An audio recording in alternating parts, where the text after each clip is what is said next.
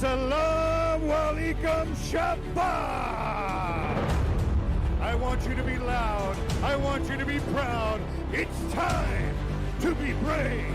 Are you ready?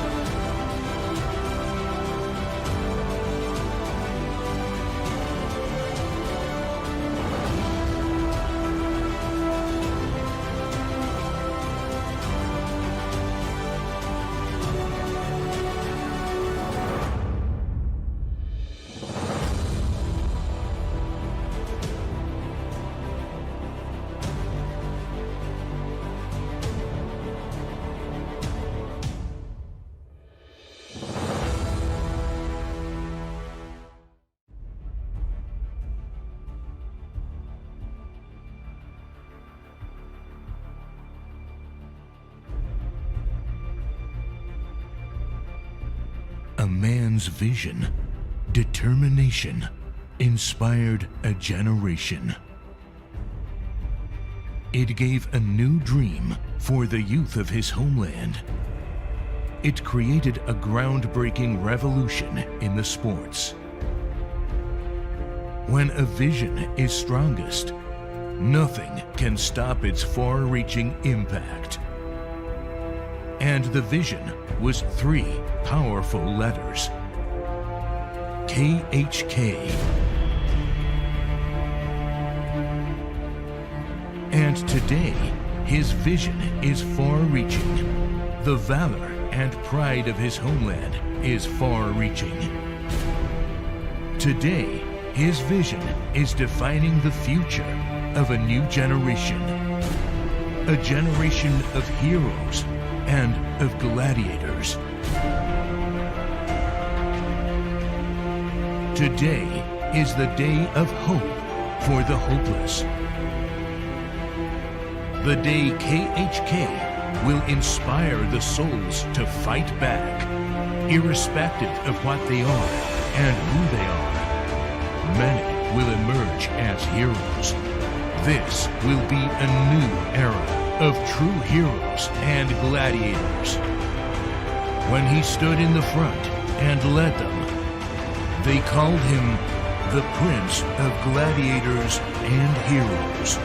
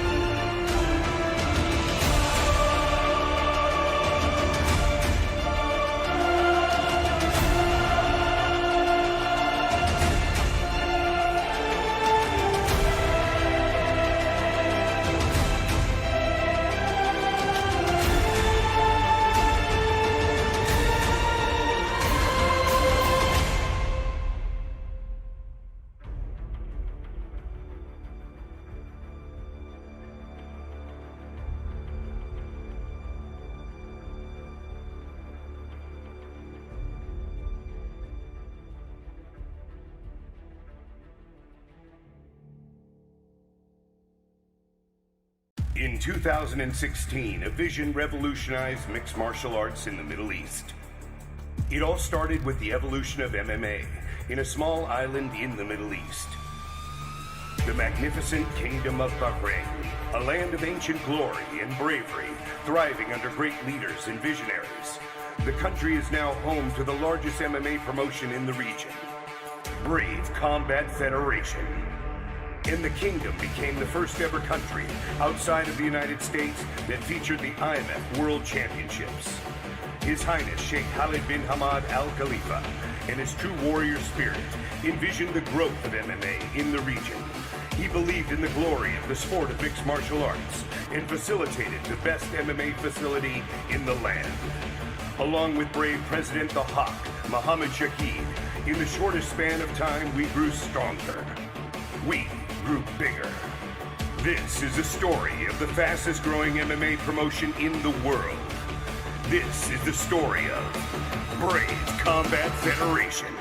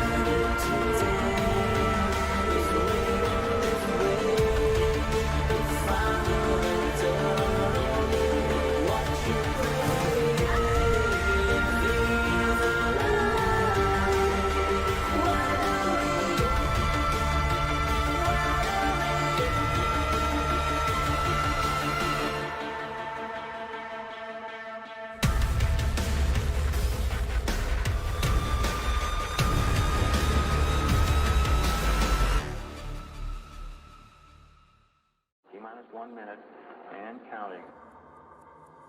Countdown.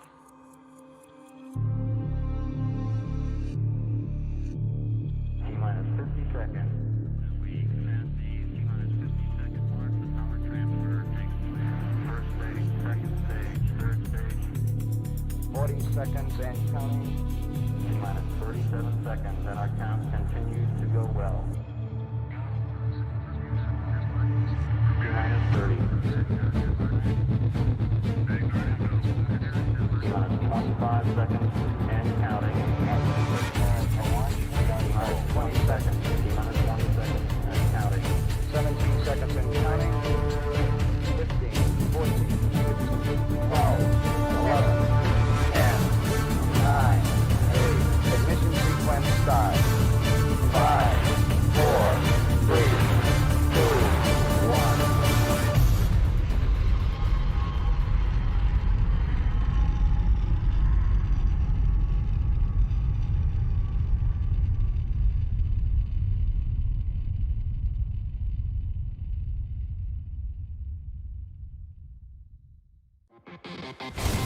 This bout is presented by Brave Nutrition. Behind the athlete, there are hours of training. Behind every hard training is Brave Nutrition. Abdulmanap Magomedov is coming off a decorated career in the amateur ranks and will face Rahmatullah Yousafzai, who is about to fight at Brave CF for the first time and is undefeated, winning all of his 3 fights. Abdulmanap Magomedov faces Rahmatullah Yousafzai in the bantamweight division. Who takes home the win? Find out next. Ladies and gentlemen, this next bout is 3 5-minute rounds in a catchweight battle. 63 kilos. Introducing your first warrior. Fighting out of the blue corner. This man's a mixed martial artist with a record of amateur 15 wins and 4 losses. He's a 6-time IMF medalist, and he's making his MMA pro debut. He stands 175 centimeters tall and weighs a ready 62.8 kilograms. Representing KHK MMA in the magnificent Kingdom of Bahrain by way of Russia. Give it up for Abdul Manap Prince Goro Magomedov. And his opponent, fighting out of the red corner. This man's a mixed martial artist with a professional record of 3 wins and no losses. He stands 170 centimeters tall and weighs a ready 61.9 kilograms. Representing Al Batal Gym UAE by way of Kabul, Afghanistan. Give it up for Rahmatullah Yusufzai.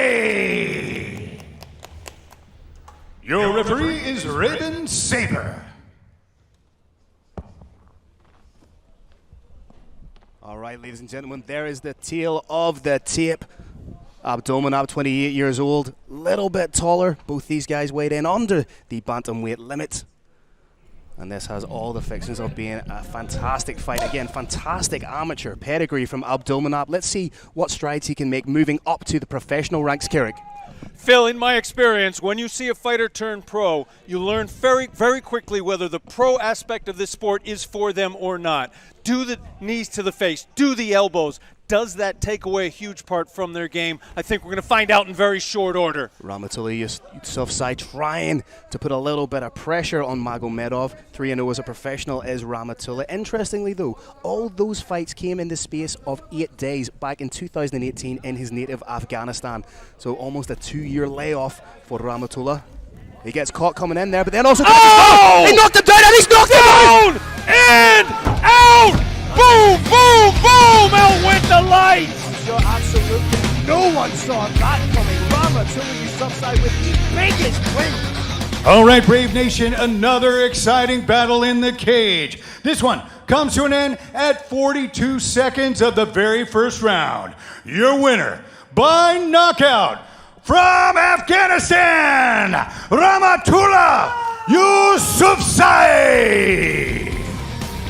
Absolutely huge win for Rahmatullah Yusufzai. Knocks out Abdominab Magomedov in the very first round to upset the odd makers, to run his professional record to 4-0 with the second knockout of his mixed martial arts career. This bout is sponsored by Brave Energy Drink. Only the best to power your best effort.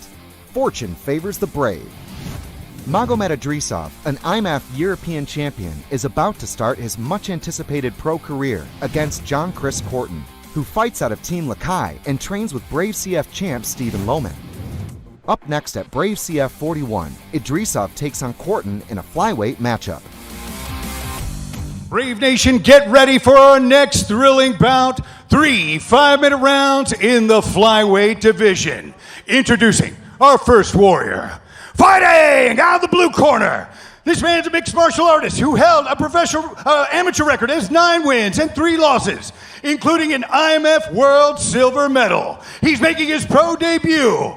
He stands 173 centimeters tall and weighs a ready 57.2 kilograms. Representing KHK MMA in Dagestan, Russia. Give it up for Magomed Idrisov. And his opponent, fighting out of the red corner. This man's a mixed martial artist with a professional record of 7 wins and 5 losses. He stands 165 centimeters tall and weighs a ready 57.2 kilograms. Representing Team Lakai from Baguio City, the Philippines. Give it up for John Happy Feet Chris Corton. Your referee is Decky Larkin. The man himself in the middle, Dick the Bandit lock in. Here we see the tail of the tape. Both men 27 years old. Magomed Idrizov a little bit taller. Both men weighing in pinpoint on the flyweight limit. Phil, once again, this is a fighter making his pro debut. As I said and as we saw, pro MMA is a different animal than amateur MMA. This is a very, very stiff test for this debuting former champ. But as we say in the build-up, the fact that Izridov is taking on somebody like John Chris Cortone in his professional debut speaks volumes to how well he's thought of in the mixed martial arts community, taking on the Team Lakai product. It does indeed. John Chris Cortone comes out of Team Lakai, one of Brave Nation's favorite fight gyms. Just trying to find the distance with that in and out jab is John Chris Cortone. But Izridov beautifully catches the leg, takes John Chris Cortone down, and let's see what sort of damage he can do from inside the open guard right now of John Chris Cortone. Does have that butterfly hook in on the left side. May look to try and elevate the hips of Izridov with that. Has a foot on the hip, usually indicative of somebody trying to spin for an armbar, but Idrizov does beautifully just to skip into that half guard position.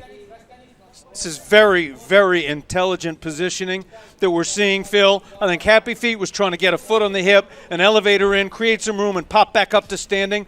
But because of his opponent's adroit hips and guard passing skills, it is not possible yet. Idrizov keeping those hips really, really low and almost like switching between the scarf position. Great job from John Chris Cortone to try and get that full guard back. Maybe in on a guillotine here. Idrizov pops the head right out. I do want to say, Phil, I do think the ground game of some of the Team Lakai fighters is overlooked. They, of course, are renowned for their striking skills from that wushu background. And there's a little bit of blood coming out of somebody. You can just see a little bit of speckling there on the side of John Chris Cortone. Again, trying to work his way into that full guard position, framing off. May look to grab that neck again if he can get the knee shield in for the guillotine guard. Potentially here, you could also see Idrizov trying to turn this into almost like a Von Flue choke from the half guard. I think this is a setup I haven't seen for the Von Flue before. I think he's going to start with the hands clasped over his head and then slide them down. That's exactly what he's doing, Phil. That is a very slick entry. Very intelligent, and if he can just get that arm out, and he's pushing down on it, great job by John Chris Cortone to regain the guard. Very, very savvy groundwork there from Idrizov. We see how dangerous he can be with a sneaky submission like the Von Flue choke. Phil, they call him Happy Feet, but he could be called Nasty Elbows right now. That was a nasty elbow to the top of the head by Happy Feet. Again, Idrizov trying to just work his way from the half guard position into side control. I like how chilled out and methodical he's looking again. Could be looking to try and set up that Von Flue choke that we saw. Just forcing his shoulder into the throat and carotid artery of John Chris Cortone, and that looks like he's really slowly, methodically putting the pressure on. He may be slipping through into that half, into the side control. Now. We could see a Von Flue choke submission here, ladies and gentlemen. Just putting the pressure on, and sometimes before a fighter on the bottom knows that this type of submission's on, they've passed out Keurig. Again, slowly, methodically, you can see just how uncomfortable John Chris Cortone is. Again, nice regarding by Happy Feet. Those feet don't just like to kick you. They like to control your hips from bottom as well. Does well to sneak in and get that half guard position, but again, Idrizov trying to undo all that good work from John Chris Cortone and advance his position into that side control again. Trying to land a couple of shots there. And it's really, the first round is really all about the top pressure from Magomed Idrizov, Keurig. I agree, Phil. I've been really impressed with the game that Happy Feet has shown us from the bottom, but I think in the judges' eyes it's probably not going to be enough to earn him that round. And what he's doing so well is he's forcing John Chris Cortone into expelling the energy. He's the one who's going to be at more of a deficit, I believe, should this fight go into the second round, because he's the one who's had to expel that energy, trying to get his guard back, trying to work back into the full guard. Whereas Magomed has had gravity on his side and is able just to lay the pressure on John Chris Cortone. Very interesting technical fight so far. May look to just slide that leg out again, but as we've seen sort of ad nauseum in mixed martial arts, fighters are very happy to stay in that half guard position and work. They are, but that striking is what I think his corner is going to call for a little bit more of. You do have to play to the judges when you fight. Simply getting on top is not always going to win you the fight. My guess is Muhammad Idrisov, when he goes back to his corner, is going to be told to turn it up a little bit, striking.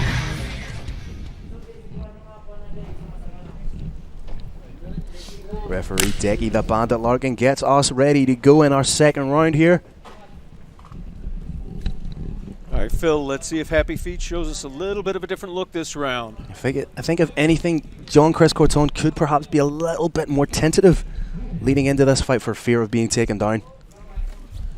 Charges forward with big hands, but then eats a knee for his trouble. Needs to be wary of planting those feet because you could see Idrisov just ducking under and getting the takedown. Chris Cortone definitely getting to play the game that he wants to. Got that leg kick off a little bit quicker that time. I'd really like to see him open up with the hands a little bit more. Straight shots are going to be advantageous for him here. Idrisov actually showing a nasty striking game. That's a beautiful jab, but then gets caught. Oh, he was caught with a big shot. He hurt him. Idrisov reverts to type. Has that single leg, but a couple of elbows here could be all she wrote if Cortone can get them off.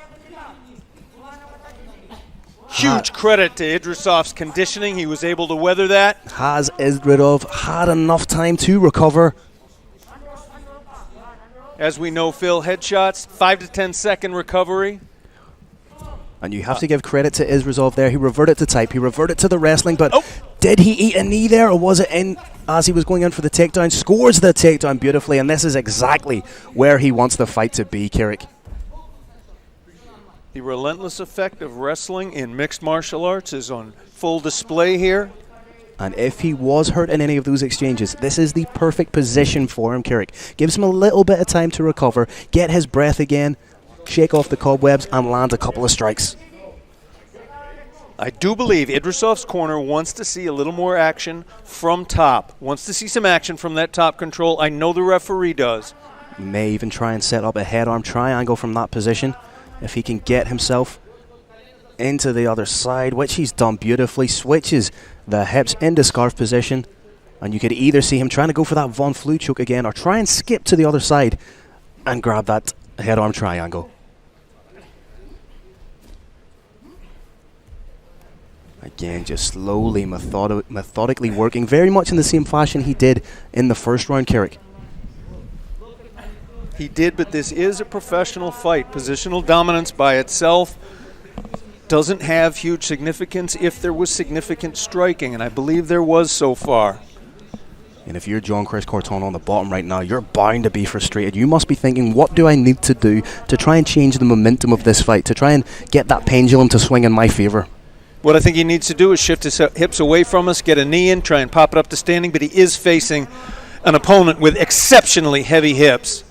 The problem, of course, with extremely heavy hips is it's hard to do effective striking from them. There's a trade-off there. You can hold the hips down tight, or you can posture back and strike effectively. You can't do both. Happy Feet coming out. And you have to give him credit for trying to get out of those positions, for trying to shift the hips, trying to sit through and get back up. But it's so difficult against somebody with the wrestling pedigree of Idrisov. Here comes Idrisov now. Nice knee to the body, nice elbow to the body, and a nice knee to the head. Again, slowly working, and it goes back to what you were saying in the opening package about blanket-style fighters. This is a fighter who's dominant by virtue of the fact that he prevents you from moving. He's like a fire blanket. He essentially puts out any fire, any impetus you have to do something. He does indeed. Now, I'm impressed to see that in this round, unlike in the first round, he is posturing back to land some effective strikes. John Chris Cortone again with those butterfly hooks. Can he do something with them? Can he elevate his opponent? Maybe hit a sweep. But right now he has had no answer to the offensive wrestling of Magomed Idrisov.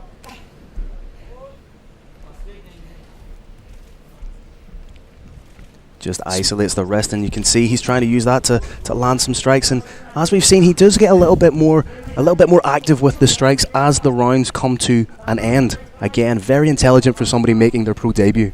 Very, very smart. We know, Phil, that you're supposed to fight like there are no judges and try to win it just try and win without thought of the judges the whole time, but that's not reality. Steps over again into side control, maybe trying to have one last crack at that Von Flue choke before the round ends. And surely, if you're in the corner of Jean-Chris Corton, you have to tell him not to hold on to the neck when Idrizov transitions into that side control position, because he's leaving himself open to that choke. He's going to have to try and implement some intelligent movement pertaining to the likes of an uppercut, pertaining to the likes of a pop knee to try and catch his opponent when he's coming in for the takedown. We're going to have to see exquisite distance management from Happy Feet in this round for him to have a shot. Well, essentially he's going to need to finish the fight. He's down 2 rounds, dominated with the wrestling in the first, dominated with the wrestling in the second, despite that little flurry he had. And again, he opens up with big shots, rips the body. I think you're dead right, Phil. I think his corner told him you've got to take him out this round. And looking in his eyes right now from across the Brave cage, I think he's trying to take his opponent out. And he ducks the head, but then Idrizov with the clinch. Takedown attempt by Jean-Chris Corton. Phil, I think that was done on instinct and probably not the wisest move. I think he wants to get at distance and knock his opponent out. In a situation like this, what I'd ideally like to see him do is disengage, try and create that distance, and if he's still within the clinch, maybe try and pop an elbow when he creates a little bit of space. Just turn it into a nasty, dirty fight. Idrizov trying to get that trip, has the double underhooks, takes the back with expert proficiency. One hook in, may use the strikes just to try and loosen Jean-Chris Corton up a little bit so he gives up a little bit of space. Idrizov has that notorious one-on-one on the far side, the so-called Dagestani handcuff. And what he's doing with that so brilliantly is he's taking away a potential base of Jean-Chris Corton, making it so much more difficult for him to get up to his feet. You can see Corton has the hand down there. Just wait. Momentarily you'll see Idrizov maybe try and clamp that away or stretch that out on John. Landed some nice shot, and there it goes again, takes that base away. Once again, Phil, I am impressed to see Muhammad Idrizov not try and be a blanket. He's not just trying to ride his opponent and do as little as he can with his hands. He is trying to land some shots of consequence. Now goes 2-on-1 in that wrist and just pops it out. Looking for the arm choke. Could be setting up that head-arm triangle. Trying to get past that half guard. If he does, it could be lights out. Now, the only thing that's potentially saving Jean-Chris Corton right now is the fact that the cage is an impediment to Idrizov right now. If he gets that leg out, it'd be very difficult for him to try and walk round. I think Idrizov acutely aware of that, transitions to the other side where he has a lot more space. Serious MMA intellect there from Idrizov. Phil, this is a very, very impressive pro debut. You know, to dominate a guy that's had 12 pro fights, that's coming out of one of the most well-respected gyms in the world in Team Lakai. This is a huge statement. This is a huge feather in the cap thus far from Magomed Idrizov. It is, Phil. Jean-Chris Corton is not just a gatekeeper. He is an awesome fighter, and what we're seeing here is domination. Just that methodical, constant pressure. As we said, Jean-Chris Corton may be on the bottom there thinking, what do I need to do something offensive? Because every time he attempts something, it's shut down immediately by Idrizov. Brave Nation, we are calling this fight from an empty arena for COVID prevention, of course. The sound of these leather gloves hitting flesh is a little bit eerie. Jean-Chris trying to create just that little bit of space. Try and land some shots of his own. Happy Feet has spent most of this fight on his back, unfortunately. Not by choice, Phil. Again, beautiful wrist control from Idrizov. Just methodically working, take away any base or pivot point that Jean-Chris Corton is trying to establish. And now, as we come to the closing stanzas of the round, he ups the tempo and lands those big strikes again.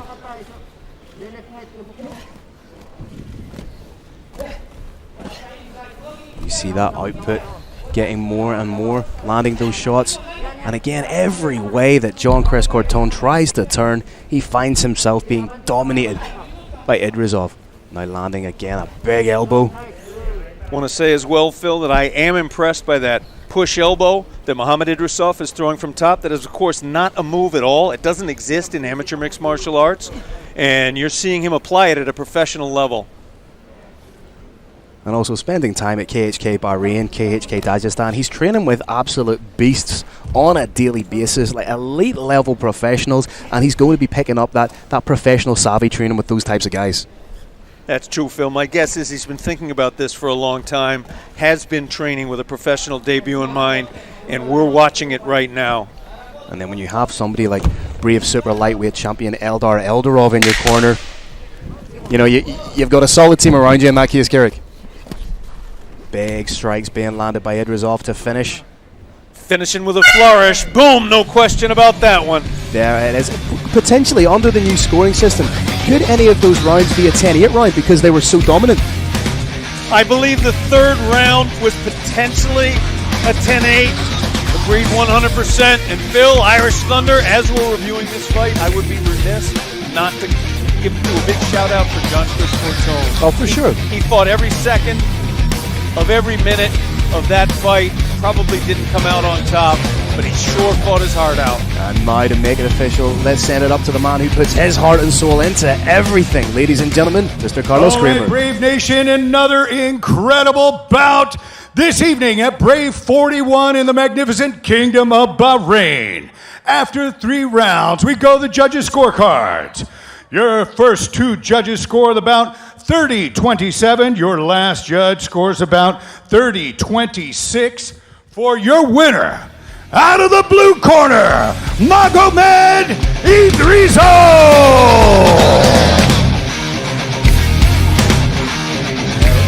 There we have it, ladies and gentlemen, as we went to one of those.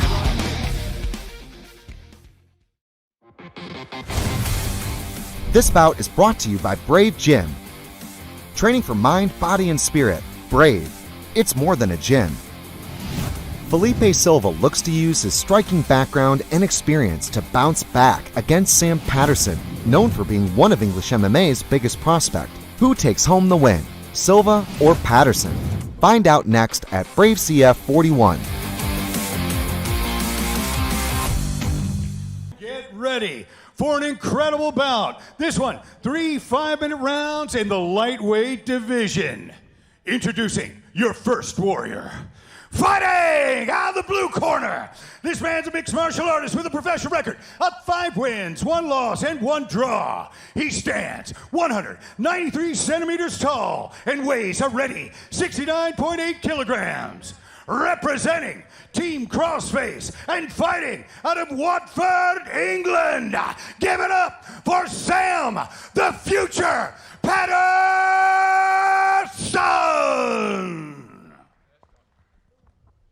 And his opponent, fighting out of the red corner. This man's a mixed martial artist with a professional record of 9 wins, 3 losses.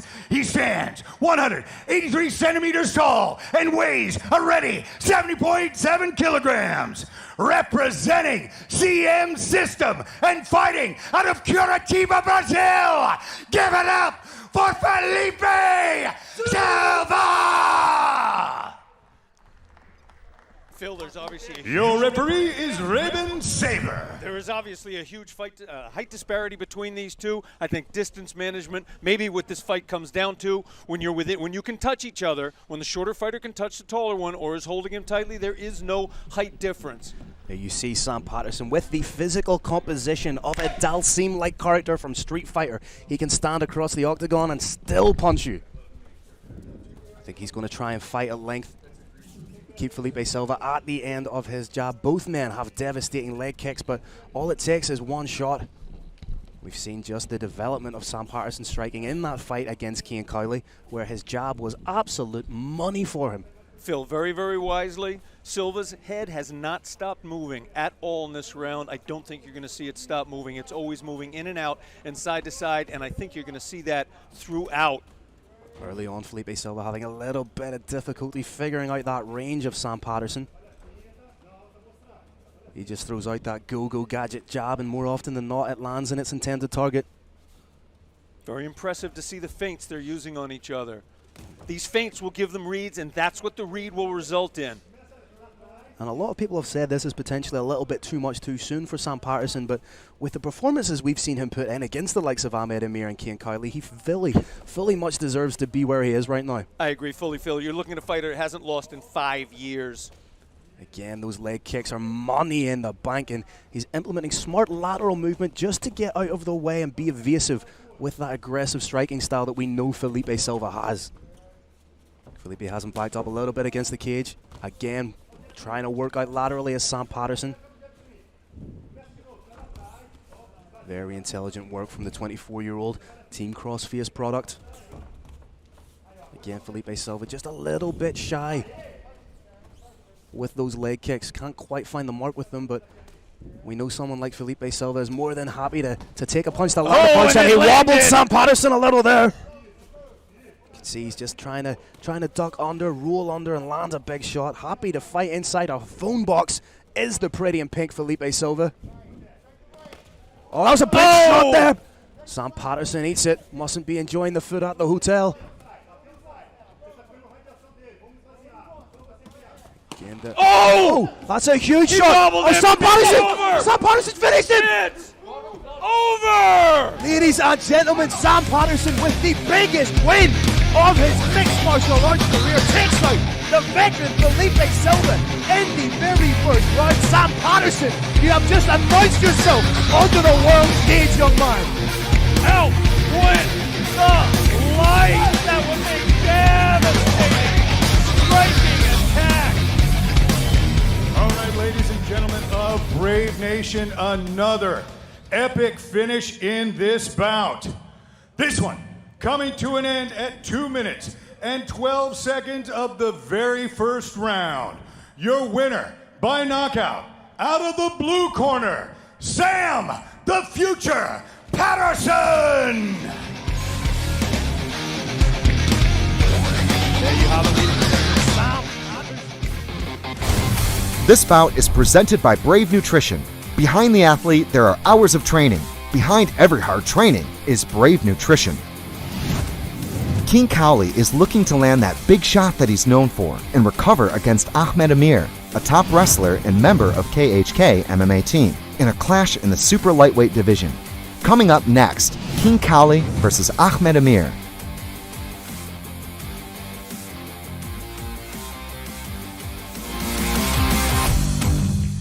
All right, Brave Nation, get ready for your next historic battle. This one, 3 5-minute rounds in the super lightweight division. Introducing your first warrior. Fighting out of the blue corner, this man's a mixed martial artist with a professional record of 10 wins, 3 losses, and 1 draw. He stands 178 centimeters tall and weighs a ready 75.1 kilograms. Representing KHK MMA out of the magnificent Kingdom of Bahrain by way of Cairo, Egypt. Give it up for Ahmed the Butcher Amir!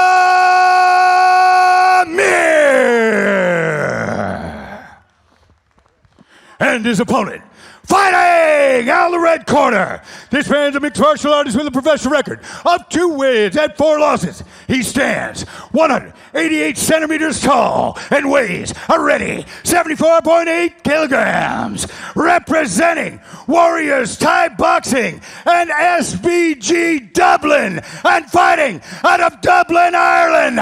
Give it up for Cian the Warrior Cowley! Your referee is Decky Larkin.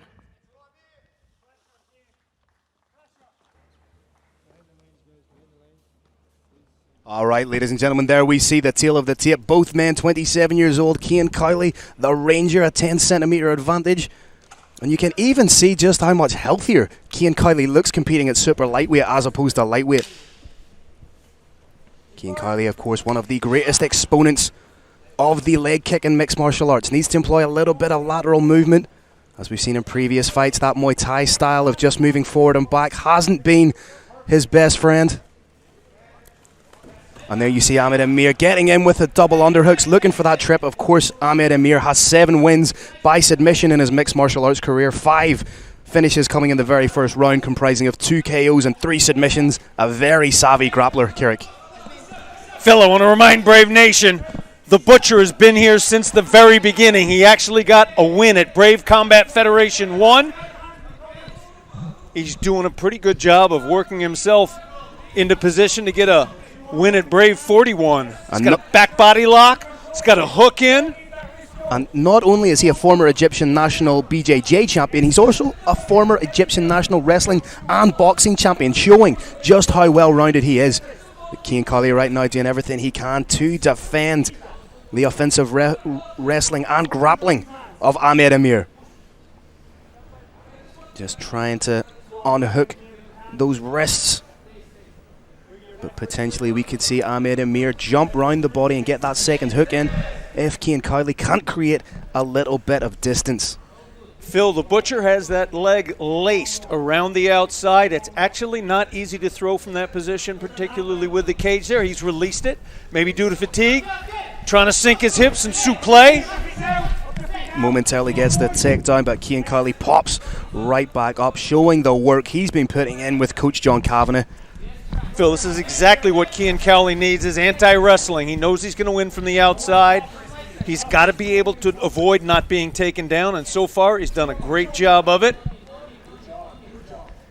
Of course, the striking credentials of Cian Colley are undisputed, unmistakable. A multiple-time Irish Muay Thai and kickboxing champion, a former Irish Kings cage Muay Thai champion, so we know how devastating he can be on the feet. But in order to do that, in order to show his skill set, he needs a little bit of separation here from Ahmed Amir. I agree. As I said in the pre-show, Phil, what we're looking at is a Ferrari, but it's a Ferrari who's being sucked into the MMA mud just a little bit. And Ahmed Amir is such an intelligent fighter, having trained previously at SBG Ireland, now training at KHK. His game is coming on leaps and bounds, and he has that pool of knowledge from someone like Eldar Eldarov to draw from. Want to say too, Phil, I am impressed by the striking that the Butcher is employing right now. He's not just trying to wrestle. Oh, those are devastating elbows to the body. Those elbows to the kidneys hurt, and they can actually pop a rib if the opponent isn't ready for it. But you have to give, and I hope I don't throw the commentator's curse on here, but you have to give credit to Cian Colley for not being taken down and not being held down at this stage of the fight. Big credit, Phil. Big credit. He has not been taken down to the ground successfully, and that's a key to him winning this bout. Right now he needs to do everything he can to try and turn in towards Ahmed Amir. Try and either sit through or turn in and establish his own kind of underhook. Because in this may look like a stalling position, but right now the more offensive work is being done by Ahmed Amir, who's landing big strikes against the cage.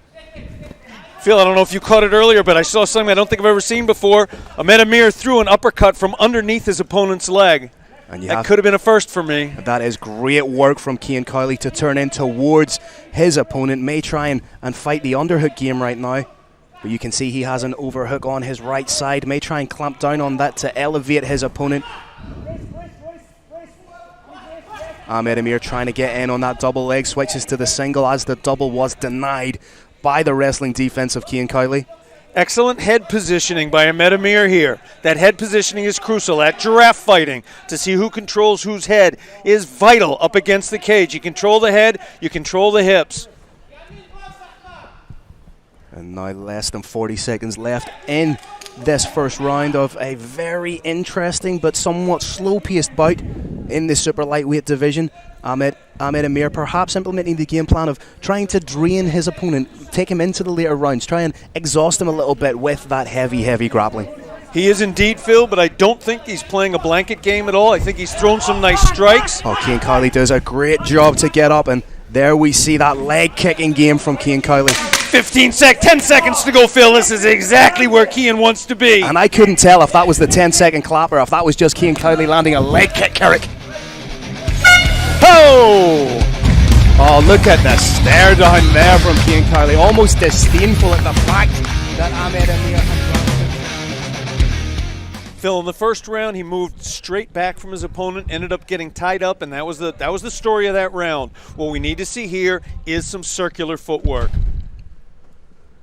Both these men biting at the bit to get going. Cian Cowley quite literally carries, figuratively and literally, Ireland on his back. So much expectation placed upon this young man. You can see he's implementing a little bit more of that lateral movement. The Butcher showing he's happy to stand and trade too. He did say he wanted to test out his striking a little bit.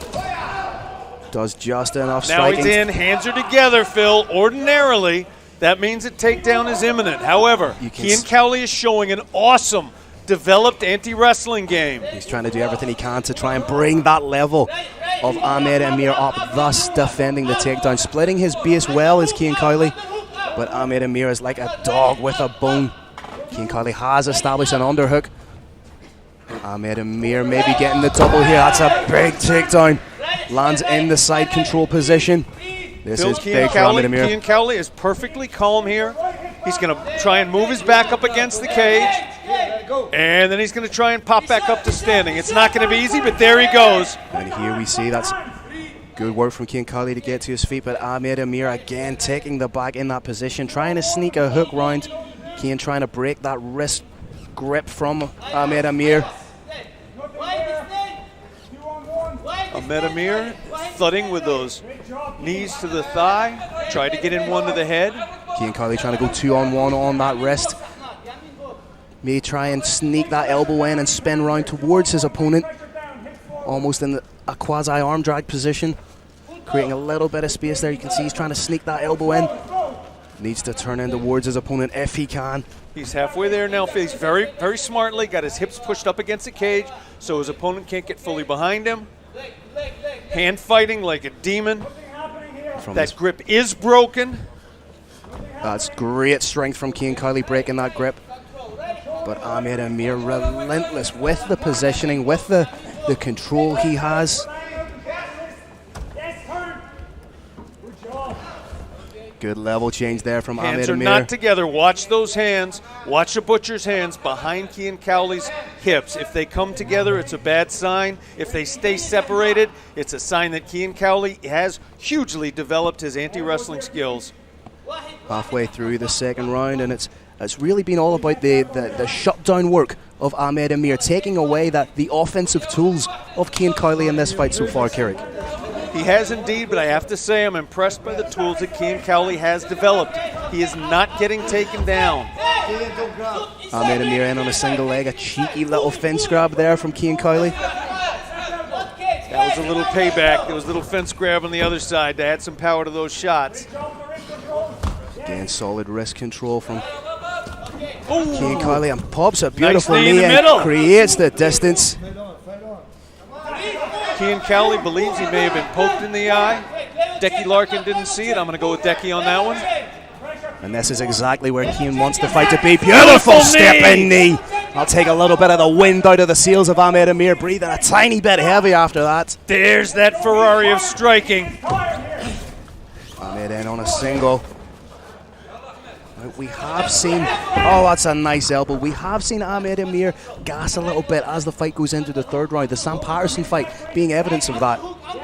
Absolutely, trying to get a single, trying to get a double, trying to get a high crotch It's is exhausting, yeah, It's without a exhausting shadow work. of a doubt. Indeed, Carrick, indeed. Your head is stuffed over and down. You can't breathe properly, and it takes an awful lot of movement. You're trying to move dynamically. You're trying to actually move your muscles, and that's much tougher than static movement, where you're only trying to hold everything firmly.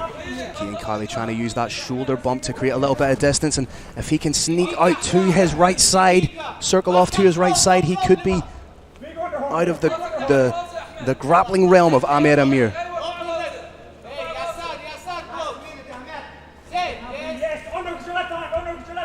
Cian Cowley switching those hips, trying to see if he can find a way out, and it looks like he may have found it. Does well to dig in for an underhook. Trying to dig in on that left side for the underhook to get a little bit of positional control again to bring up that level of Ahmed Amir. But Ahmed Amir again, so savvy, so close, so smothering with that effective wrestling for MMA.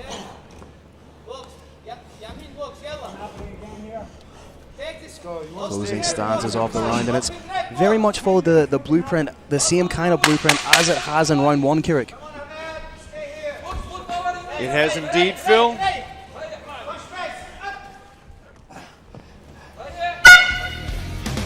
All right, Phil, not the explosive exchange of techniques that every fight fan hopes for, but I think it is a very, very intelligent fight. Oh, Phil, are we in agreement that this is 2018 right now? I think that's fair, Kirik. I think it is, and so what Kian Cowley is looking for here is a knockout or submission stoppage. He's looking to end this fight this round.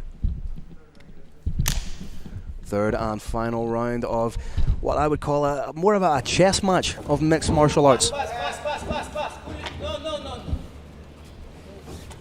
Kian definitely needs to start the quicker, be a little bit more aggressive, and put the pressure on Ahmed Amir. There's one of those beautiful leg kicks. If Ahmed Amir drives in, I want to see Kian Cowley circle out. Almost Anderson Silva-esque wushu hand movement there. I think the team of Ahmed Amir are anticipating the kicking game. Nice front kick. Just landed close. Cowley coming on just a little bit. Peter Quayle, mixed martial arts, Irish royalty, calling for Kian Cowley to put the pressure and move forward on Ahmed Amir. Kian trying to cut off angles. It's almost like Kian's waiting for a counter strike. You can see that he has something. He's almost waiting for the charge of Ahmed Amir and perhaps trying to catch him with a counter hook. He is, and as you alluded to, Amir may have been a little bit gassed after the second round. He may be waiting to get his second win. He's not shooting because he's tired. Go, go, go.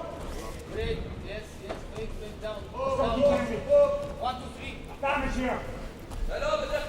Kian Cowley really needs to turn this fight up a little bit, start landing, start putting Ahmed Amir under pressure. Just see what that gas tank is made out of. Kian Cowley's coach reads the Butcher as being gassed at this point. He wants a more aggressive striking attack.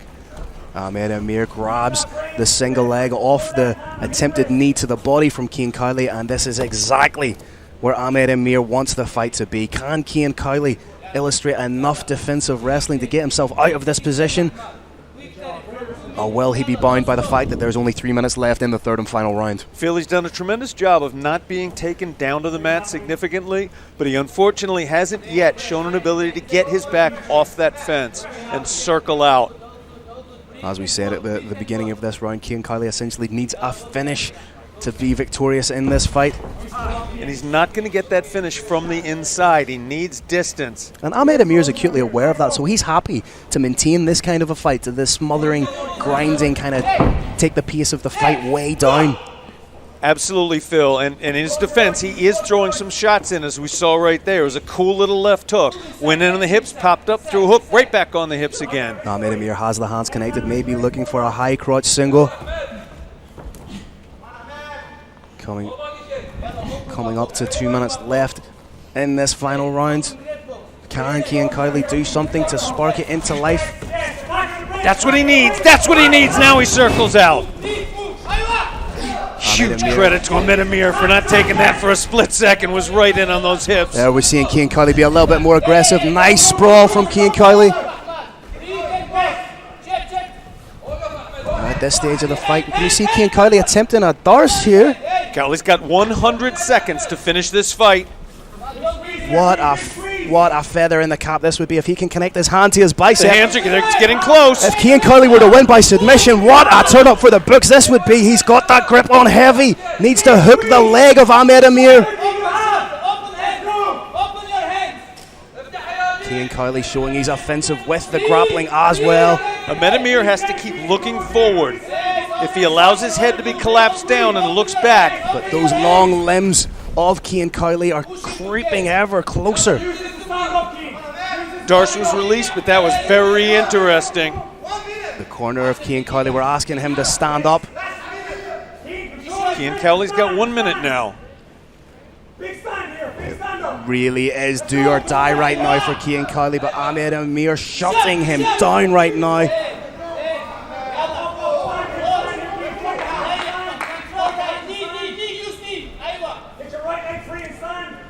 barring that momentary scare with the Darce choke, Ahmed Amir could be on the way to a decision victory here.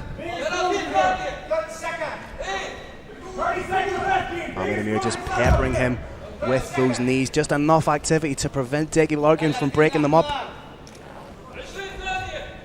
He has very adroitly throughout this entire fight not simply tried to wrestle. He's mixed in effective strikes with his grappling. 10 seconds now.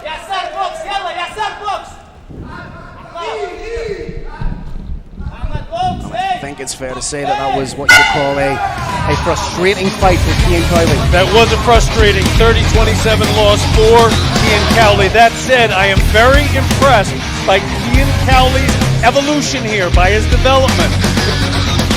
And then he'll make it official. I do believe we know who won this one, Brave Nation. And we're short moments away from it being announced because Carlos Kramer is in the house.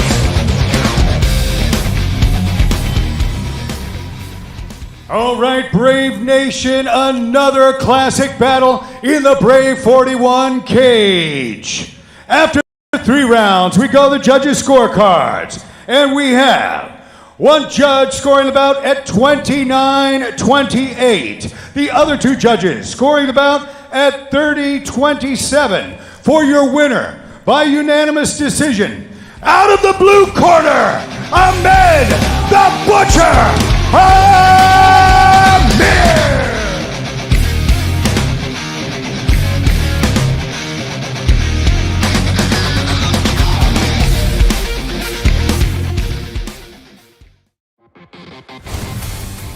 This bout is brought to you by Brave Gym. Training for mind, body, and spirit. Brave. It's more than a gym. Ikram Aliskirov, owner of the most middleweight wins at Brave CF, welcomes Denise Tululin, his compatriot, to the Brave CF arena. Who will come out victorious? Find out next as Aliskirov takes on Tululin at Brave CF 41. All right, Brave Nation, this is the co-main event of the evening for Brave CF 41 from the magnificent Kingdom of Bahrain. Introducing your first warrior. Fighting out of the blue corner, this man is a mixed martial artist with a professional record of 9 wins and 1 loss. He stands 184 centimeters tall and weighs a ready 83.8 kilograms. Representing KHK MMA in the magnificent Kingdom of Bahrain by way of Russia. Give it up for Ikram Aliskirov.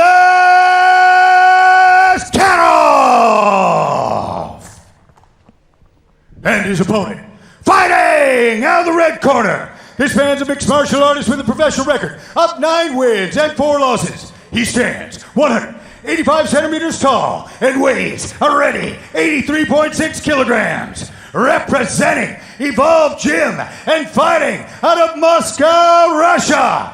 Give it up for Dennis Tululin. Your referee is Raven Saber. There we see the tail of the tape. Dennis Tululin, the elder by 5 years. Both men virtually the same height. The weight identical. A fantastic middleweight bout in prospect here, Kirik.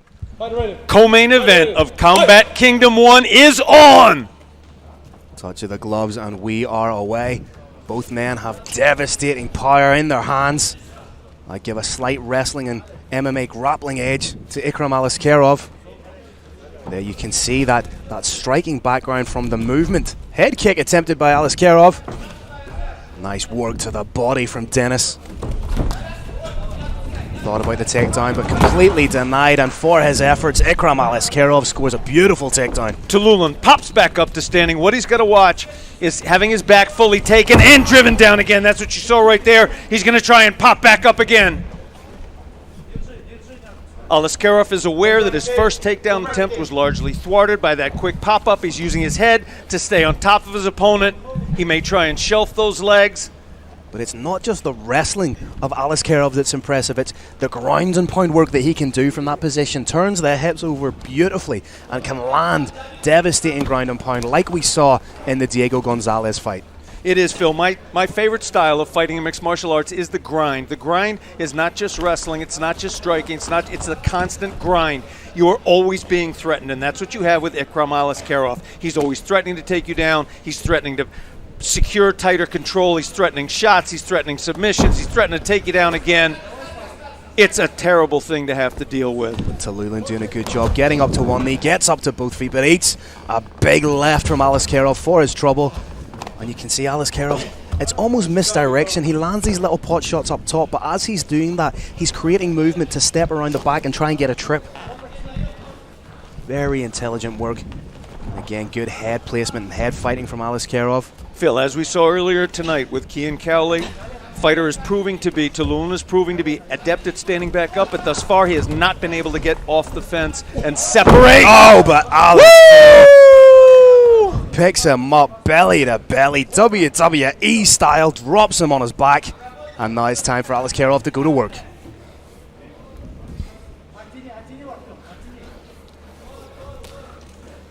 He really is just the personification of a world-class mixed martial arts grappler, Carrick. Puts it all together beautifully and almost has like a sixth sense when it comes to the groundwork. Very impressive. Oh, strips forward, straight into mount like a hot knife through butter. I was impressed. Oh, and it gets worse. That is the proverbial. Alaskarov does have 2 wins on his record via submission, so we know he also has that in his locker. He's got everything in the kitchen sink in his locker. This is a complete mixed martial artist. And that complete mixed martial artist has both hooks in tight. And again, he's not trying to rush anything. He's not forcing anything to happen. He's basing everything he does off the rushed reaction of Denis Tallulah. And again, it's the old adage of giving someone just enough rope to hang themselves.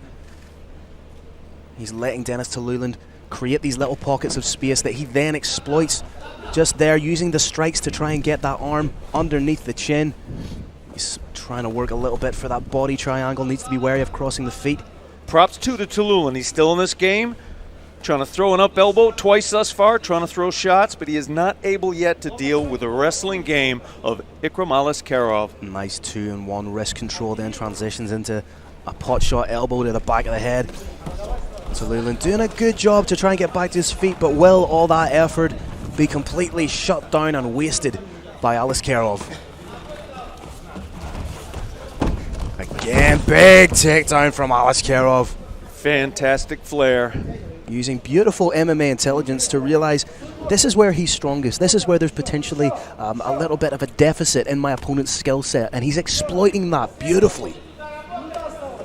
There is potentially a finish via ground and pound here too.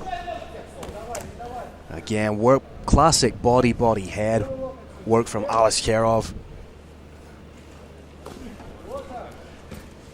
If there is a fight, if the fight does end from top, it's likely to be from those elbows, opening up a monster cut.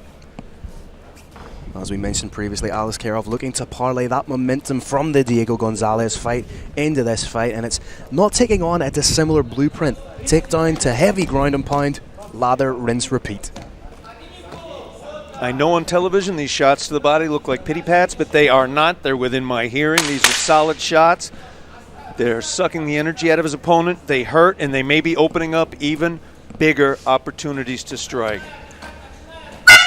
And that's it, round 1. Call around, Judge Phil. Very, very dominant display. But that's the thing with Ikram Alaskarov. He's so stone-faced. He'd be an incredible poker player because regardless of what's going on, he maintains that same visage, that same demeanor. KHK Poker League coming. All in. Big overhand from Denis there. That's what he's looking for. Oh, nice stiff jab from Ikram Alaskarov. Ikram shows there's 2 good strikers in here. Again, that jab is working very well for Ikram. Denis trying to find that. Oh, big takedown again off the charging momentum of Denis Tallulah. So intelligent.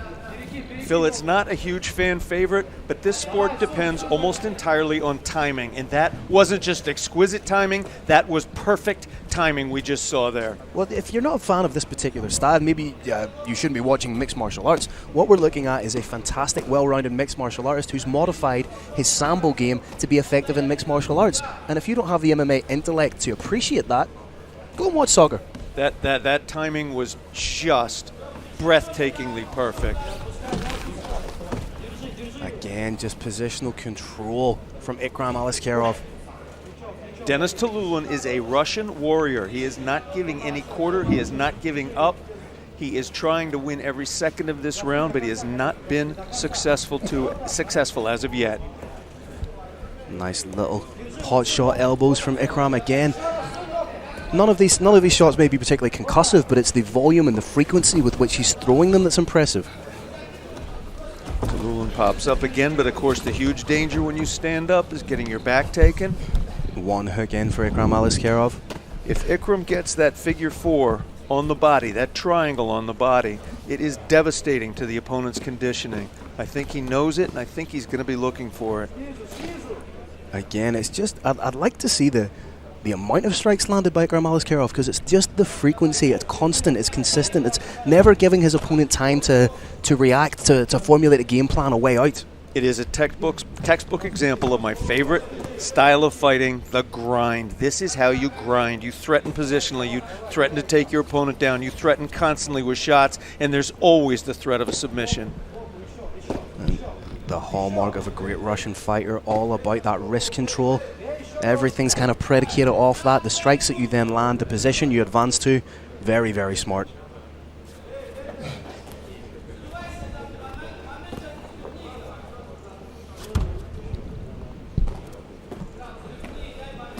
And you can tell that Ikram's done his research on Denis, seen what kind of fighter he is, seen that he's very dangerous and explosive on the feet, and the best way to completely shut down an offensive striker is to impose a wrestling-heavy style upon them.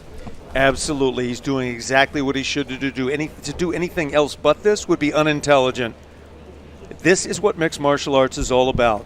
You find what your opponent is better than you at, and you try and use another phase of the game to try and nullify it. You're seeing it very successfully employed here. And once again, Ikram is not being a blanket here. He's not doing the least he can to avoid a stand-up. He is trying to damage his opponent, and I would say from the concussive force behind those knees, he's succeeding. He is damaging that thigh. If you look at the kind of guys that Ikram's been in there with, he's been in with former #1 contender Chad Hanekom, Jeremy Pitbull Smith, Joey Birkenbosch, and Geraldo Coelho, all guys he's beaten, so that shows you the degree of quality. Another huge takedown, landing himself right in the mounted position. Beautiful back suplex. You have to give credit to Tululin. Every time he's taken down, he's trying everything he can to work back up, but his grappling and wrestling skills just quite aren't at the level of Ikram Aliskerov. He is a Russian. Russians never give up, ever. He will never give up in this fight. He is always looking to stand up and try and knock his opponent out. He's just not being afforded that opportunity. Try to sit out. Unsuccessful. I like what Ikram's doing here with the knees to the thighs, trying to take that pop out of the step of Denis Tululin, because when he gets up, he's going to feel those legs very heavy. It's akin to giving your friend a dead leg in school, punching him in the leg and running away. And they can't run after you because they're limping. It's a very intelligent attack. And notice he's not attacking just the thigh. He's not only attacking that perineal nerve that runs down the outside of the thigh, he's also attacking the gluteus. Ikram trying to get that hook in on the cage side, not able to, because Denis Tululin very wisely keeping himself tight up against that cage so the hook can't go in. And if anything, these knees are going to be more effective given that he has a minute break. Whether he sits down or stands up is going to be very telling right now. I want to say once again, though, this is a Russian fighter. This is not a man who's going to allow himself to be cowed by anyone. He's going to come out and do what he does best, which is try to end the fight by strikes. Yeah, these Russian fighters weren't born, they were engineered. Oh, nice shot. Very offensive work there from Ikram Aliskerov. Tallulah appears wobbled. A little bit of a slip there. Oh, both men Beautiful landing jabs. strikes, but head kick from Ikram. Nice sprawl, but again, Ikram so intelligent, forces his opponent to the cage, and these guys are starting to exchange a little bit. Excellent work by Tallulah, shutting down his opponent's wrestling game now. This is exactly what he wants, but is he too fatigued to take advantage of it? This is the fight he wants. He's stopped the takedown now. He's forced it to stay standing. Can he stay standing, and can he land the shot he wants to? But gets caught coming in by a big shot from Ikram. Again, Ikram showing that he has cultured striking as well when he chooses to use it. Nice fast hands even in the third round from Ikram. But someone like Dennis Tallulah always has that one punch knockout power, but perfect jab from Ikram. And he looks like he's getting a little bit loose in there with his striking. Ikram has to be careful, Phil. He could get knocked out here still, and as you saw, I think he knew that, took his opponent down to the mat. We know what happens from here. But what he did there was he played the striking game for a little bit to the Key point lock where coming, Phil. Key lock coming. He's got to pass that half guard. If he does, I think that's the end of the match. can Dennis Tallulah hold on? He's trying to grip his hands, or is he just delaying the inevitable? Ikram may use the point of the elbow to rub. And the arm looks like it's set. He's going to break. Oh, that's the tap! Ikram Aliskerov with the third submission win of his mixed martial arts career, picking up the 10th win. Fantastic performance from the KHK man here. Tap, tap, tap for Ikram Aliskerov, shutting down the boom, boom, boom of Dennis Tallulah. All right, Brave Nation, an incredible co-main event of the evening. This one comes to an end at 1 minute and 48 seconds of the third round. Your winner by Kimura from KHK MMA Bahrain by way of Russia, Ikram Aliskerov.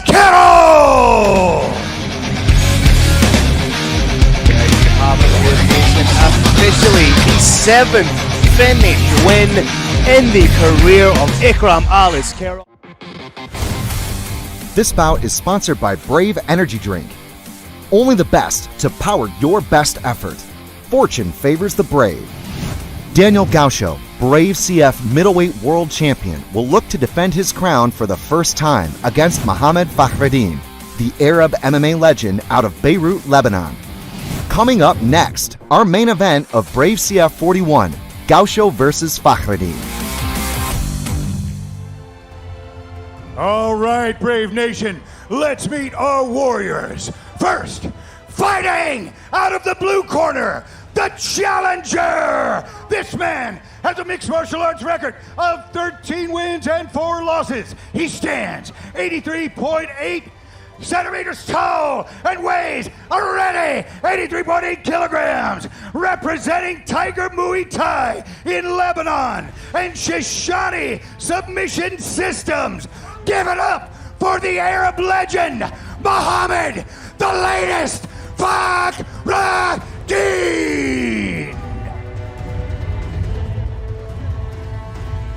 And his opponent, the champion.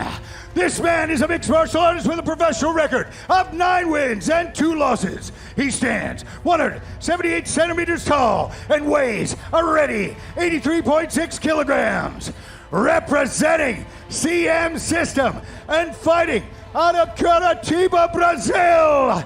Give it up for the reigning, defending, undisputed Brave Combat Federation middleweight champion of the world, Daniel Gaucho Pereira.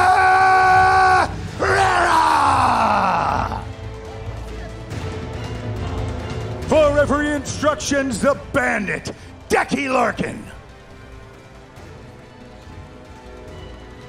Right, gentlemen, you've been over the rules. Listen to my instructions all the time. Obey my commands at all time. If I tell you to stop, you stop and break clean. If you want to touch gloves, do it now. Go back to your corners, come out to fight.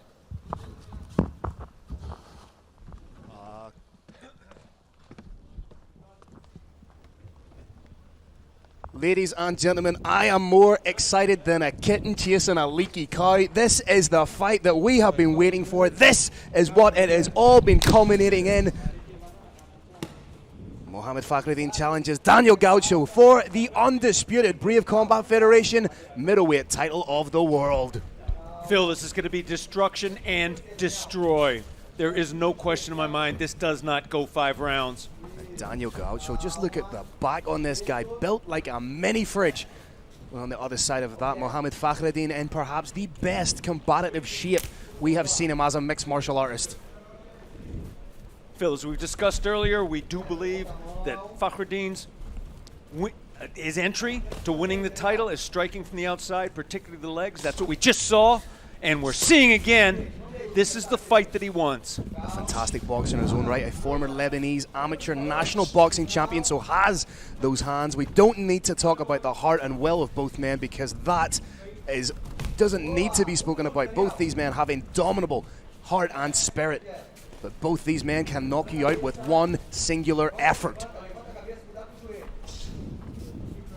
Fakhreddin working behind the jab to set up the strikes of the incredible kicks to the body. They're the kind of kicks that could potentially break a forearm.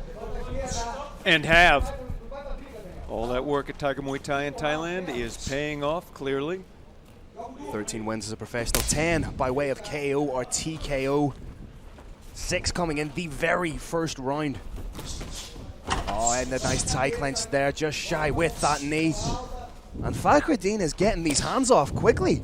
Fakhreddin is letting the hands go. I'm not sure that's what he wants to do because that's what could happen back.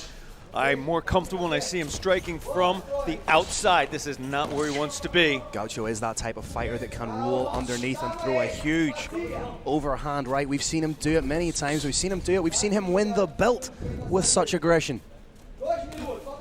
Right now, both men are evenly balanced. Like to see Fakhreddin with just a little more. There he goes. A little less distance between his back and that. We've seen Mohamed Fakhreddin break another man's leg with his own leg kicks. Phil, look at that. Look at Gaucho's left calf. It is already it's red. jacked up. I like what Fakhreddin's doing. This is perhaps the most composed we've seen him in a bout. He gets himself out of that pocket, fights at range. Phil, he's got an extremely high IQ. At times, he chooses not to use it. He chooses to go mano a mano, but he has an extremely high fight IQ, as we're seeing right here. Nice work to land his strikes and get out. Yeah, beautiful head work. Just rolling with the punches there, just getting grazed but not struck in any kind of concussive way. Needs to be wary of that overhand from Gaucho.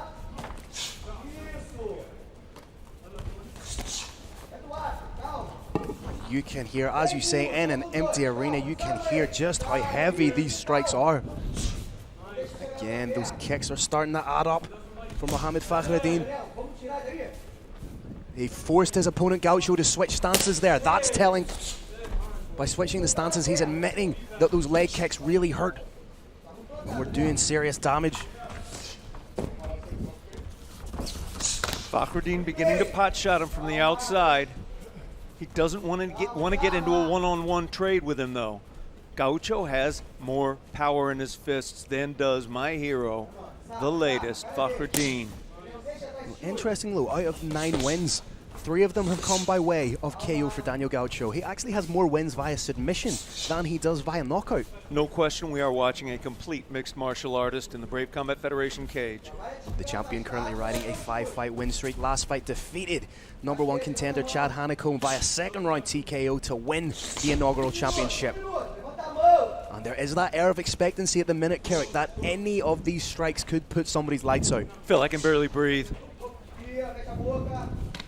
I literally don't want to blink because I might miss it. Gaucho himself, a multiple-time state boxing champion. And Fakhreddin in with the takedown. Big sprawl from Gaucho. Fakhreddin does everything he can to get the dominant position. May look for the trip takedown. There it was.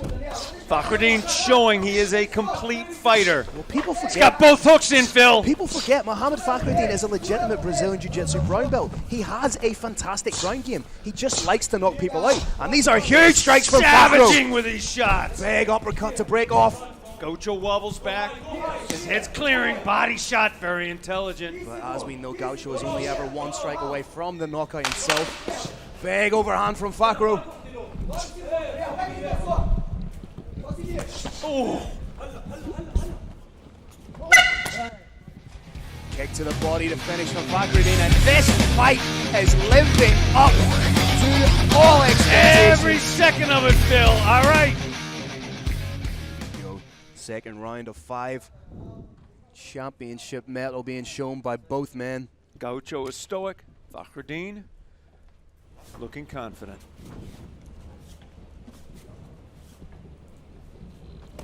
Gaucho trying to set up his shots now. Feinting it with a level change, feinting with a right hand. He's trying to get some reads on his opponent rather than let the hands go naked. There's only so many of those leg kicks. Fakhruddin mixing it up now, attacking the inside and the outside. Notice though, Phil, Gaucho just blocked 2 of them. Nice little counter hook there from Gaucho, but again, Fakhruddin wise to that wild, swinging, looping shots and just ducks out under. He needs to mix up the frequency and sides that he's changing to, because you don't want someone like Gaucho to get a read on your movement. Oh, huge kick to the body from Fakhru. Gaucho initiates the clinch. Interesting that Gaucho was the one to initiate the clinch there, Kirik. It was, and then he was the one to pull out. I think, Phil, what he's trying to do is get reads on Fakhruddin. He's trying to figure out, what does the man do before he throws an attack at me? If he can figure that out, he may well be able to knock him out. If he can't, he may well get knocked out. What you saw a couple of times there was Gaucho feint, and you've seen that elicited the reaction of the counter lead hook from Fakhru. So that might be something that Gaucho in his corner have picked up on. As I said, Fakhru, very, very high fight IQ. He may even be feeding him reactions to those feints. But that kicking game, that's essentially like another man swinging a baseball bat full force at you. I'd rather be hit with a bat to the body than be kicked full power by Mohamed Fakhruddin. I say that without exaggeration. Meant that factually. Again, that air of anticipation, of expectancy when both of these men step in the cage. Fakhru utilizing his length a little bit better, but may have been stunned ever so slightly. Oh, got caught on the chin there, but just shakes it off. Monster chin from the latest. Fakhruddin needs to circle off, does so intelligently, and right now, Daniel Gaucho might have a little bit more confidence. Again, switching the stances because those leg kicks are landing ad nauseum. I like the way Fakhru's switching it up. Lands the leg kicks, goes to the body, potentially go up high next time. I think realistically, Fakhru seems to have the distance. Phil, I am loving Fakhruddin's head movement. He's using the bob, the weave, the slip, the fade, the pivot. He's using beautiful head movement to avoid those knockout I strikes. think he may have just caught the elbow there of Gaucho with that kick because he hopped momentarily on the foot, but then shows that even if it is hurt, he's going to throw it. Shades of the KHK tournament final. Yeah, Phil, any other person kicks an elbow full force, it's going to slow him down. This is not a man who gets slowed down. He went into the cage in that openweight world championship with a broken hand, a broken foot, and torn ligaments in his knee, and he fought his heart out. He doesn't stop. Biggest will I've ever seen in combat sports. Oh, those leg kicks again, eliciting the switch from Gaucho. Goes up high, showing the diversity of his striking and kicking game.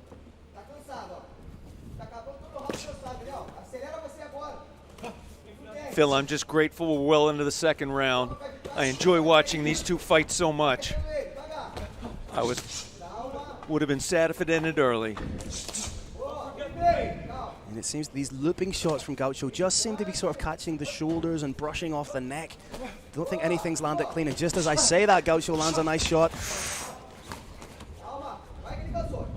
What I'm really enjoying about Fakhruddin is he's not getting baited into this stand, put your foot down, trade kind of fight that we've seen him get in before. Very intelligent with his movement. He's being aggressive, but he's doing it in a very intelligent manner. Seen a little wrinkle in Gaucho's game too. At first he always moved forward to initiate the strikes. Now he's trying to counter with the strikes as well. He feels like he's got a sense of his opponent's timing, and he can do things like that right there. Counter off a strike. Again, Fakhruddin covers up, and these shots don't quite land clean. but they don't need to land clean for Gaucho. That's the kind of power he generates. I just wonder, there's a little bit of swelling on that foot of Mohamed Fakhreddin. I wonder if his movement might be impeded by that. If that foot's broken, it doesn't matter. He'll fight right through it. Oh, just like that. Right to the body, finishes going up top. And again, the diversity of his kicks have been wonderful to watch, Carrick. You break this man's limb, he's going to hit you with that broken limb. That is the latest. Woo! 2 rounds. Again. 2 title fight rounds. Fantastic job. Referee Deggy Larkin just wiping off a little bit of the excess moisture on Mohamed Fakhreddin. He's just pacing back and forth like a lion. And when you have 2 alpha males inside the cage, only one can prosper.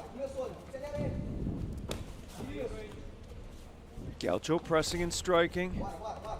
Be interesting to see if he continues that or if he tries to strike off of counters. Still pressing.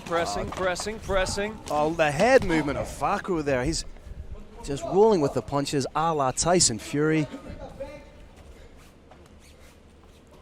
Gaucho at some point may start to get worried. He may think, I've stood in front of my opponent. I've thrown 8, 9, 10-shot combinations. He's not going out. Should I try something different? See, I think Gaucho was expecting more of a brawl than this. I don't think he was expecting such a technical approach from Mohamed Fakhreddin. As I said, Fakhro has an extremely high fight IQ. He just chooses not to use it. Again with the head movement, rolling off the punches. Nice stiff jab to keep, or was that a little bit of an eye poke? Could have been. We're having a little break. Decky's going to make sure what's going on. Initially, we may get a replay, Phil. There was nothing I could see from my angle. Did you see anything? No, I couldn't see. I thought it was more of a pop jab, but again, we only get to see these things. We get to see these things more than once. We get the luxury of a replay. Referee Decky Larkin does not. So, Fakhreddin clearly. We'll politely ask the gentleman in the truck to get the replay. And here's the replay. Walk us through it, Phil. And there you see, initially I thought it was the jab, but oh no, your referee Decky Larkin was 100% right in his judgment there. That's an eye poke. And again, I don't think it was anything intentionally malicious from Daniel Gaucho. It's just by virtue of the fact that these MMA gloves are fingerless to facilitate the grappling, sometimes the hand is outstretched. Agreed, Phil. If the Decky thought that was a malicious, intentional eye gouge, he could end the fight right here, could DQ him instead. Our fighter has got 5 minutes to restart, up to 5 minutes. He can take less if he wants to, and it sounds like the latest isn't going to take that full 5 minutes. He wants to get right back in the fight, although I'm not sure. He's got 2 eyes right now. I think his vision may be ever so slightly compromised, and that might be confirmed by the fact he's holding a much higher guard with his hands there. It's not just, Phil, not being able to see punches coming in from that side. You also need 2 eyes to gauge distance. Being pressured now, Gaucho putting the pressure on Fakhro a little bit more. Again, throwing feints with those kicks, trying to get reads from Gaucho. Fakhreddin keeps moving to that eye.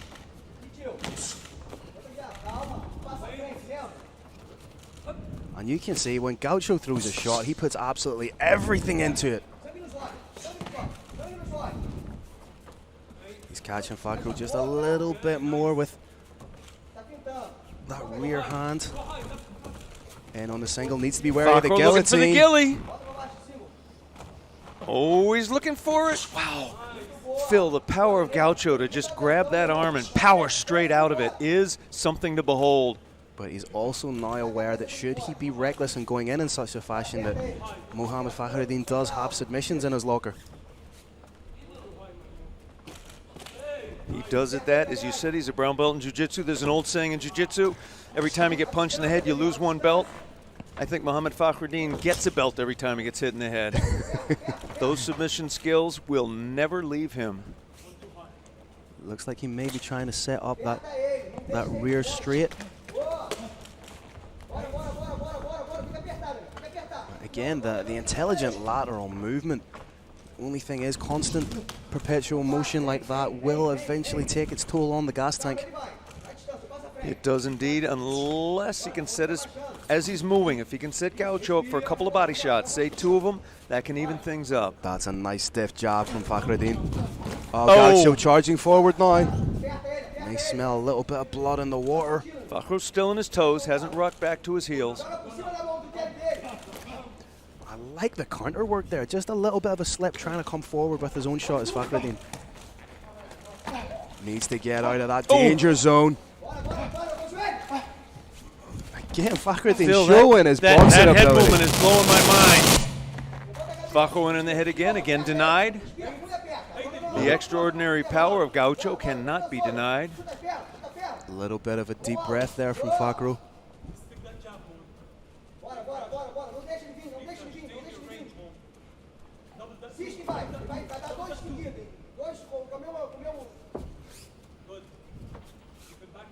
Phil Gaucho's mouth now appears to be open. He may be gassing to a degree.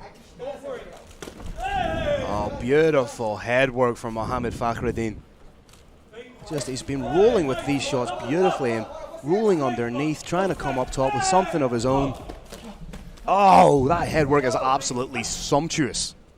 One concern with head movement, of course, always is whether the judges see those shots as landing and the head moving in reaction to them, or if they were defensive and the shots were not landing clearly. That can often be ambiguous when you watch from the outside.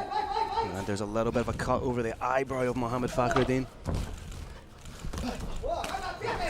Can't quite see just how long's left in this round.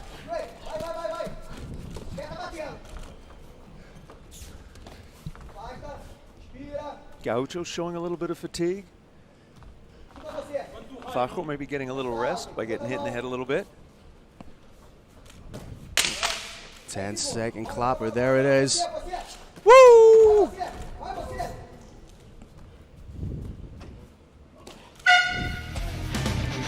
What another round. 2 warriors touch hands. Good show of good sportsmanship. Fakhro just motioning. There's a little bit of loose tape on his glove that he wants to get rid of. Potentially a veteran move there because it was loose in the 3rd round, so perhaps he's just getting an extra little breather. Muhammad Ali famously did that against Joe Frazier, 2nd fight. Muhammad Ali, Mohamed Fakhreddin, not a disservice to either to mention them in the same breath. I like that Fakhreddin is landing his punches after kicking as well, constantly keeping something in the face of Daniel Gaucho. I agree. I think Fakhreddin is going to try and tire his opponent out. I think he's going to do constant feints, trying to get reactions. He's going to attack that body more. I think Fakhreddin sees his path to victory as the championship rounds. He landed clean on the chin of Gaucho. And with Gaucho being so heavily muscled, so, a little bit shorter but so heavily muscled, you've got to wonder just how quickly fatigue will set into those muscles going into the championship rounds. Gaucho is not built for a marathon. He is built for knocking people out. That was a great straight right hand from the latest. Just shy with the uppercut. Now you fucking beat up. Let's go. Let's go.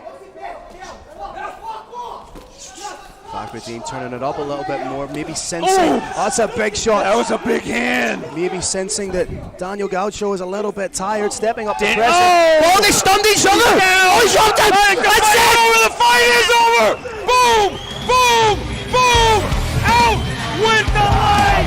Fakhreddin has just captured destiny, has just captured his dream, has just captured the Brave Combat Federation middleweight title of the world. The face of MMA in the Middle East, now champion of the world. All right, ladies and gentlemen of Brave Nation, what an incredible main event we had tonight at Brave 41. This amazing bout comes to an end at 1 minute and 8 seconds of round 4. Your winner by technical knockout and new Brave Combat Federation middleweight champion of the world, the Arab legend, Mohamed